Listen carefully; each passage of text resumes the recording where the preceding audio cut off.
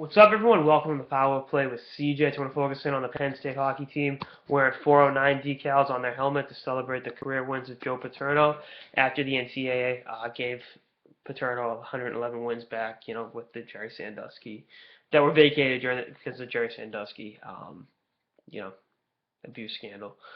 I'm absolutely sickened by this. The fact that Penn State people still stand by Paterno for, turning a blind eye essentially towards a child sex ring, is one of those things I'll never understand. Like, I've seen cults that are less screwed up than this, and and I'm not throwing the blanket over all Penn State people, but this really just absolutely, the fact that they're celebrating this hockey team is. If I was a hockey player, I would have refused to play. I said, I'm not going to go out there and celebrate something like this. This is just an unspeakable thing that that happened with Sandusky under Paterno. I was watching. You can argue to blue in the face, but Paterno's the man in charge. He's got to be held accountable for what was going on with his subordinates, and the fact that Sandusky was doing unspeakable things to children is absolutely sickening. And then you look at the hypocrisy of the NCAA here. They already said that Reggie Bush won't be getting his Heisman Trophy back, and all he did was take impermissible benefits, whereas opposed to they're going to give Paterno these wins back. And and he essentially oversaw a child rape ring. I mean, you really can't get any more screwed up than the whole situation is just an absolute debacle.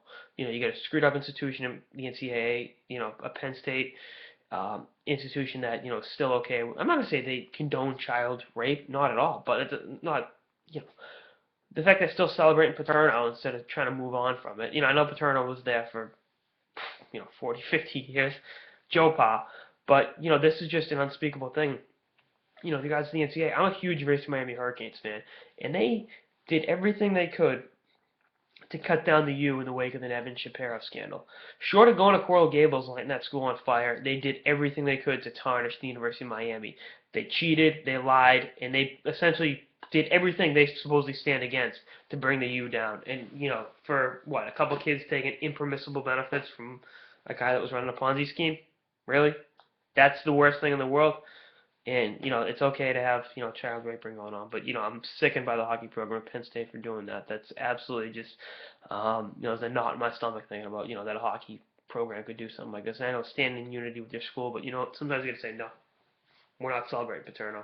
We're putting the past behind us, and that's just what has to be done. And shame on Penn State, shame on the hockey program. But we'll see what happens from this. I mean, it's still, I hate the NCAA for the way they operate. I think they screw kids over to prove points, and they aren't afraid to break their own rules to get to the bottom of screwing kids over. So we'll see. Anyway, that's on this episode of the Power Play with CJ on the Penn State hockey team. We're at 409 decals, so 2 from episode to the season and beyond. Later, guys.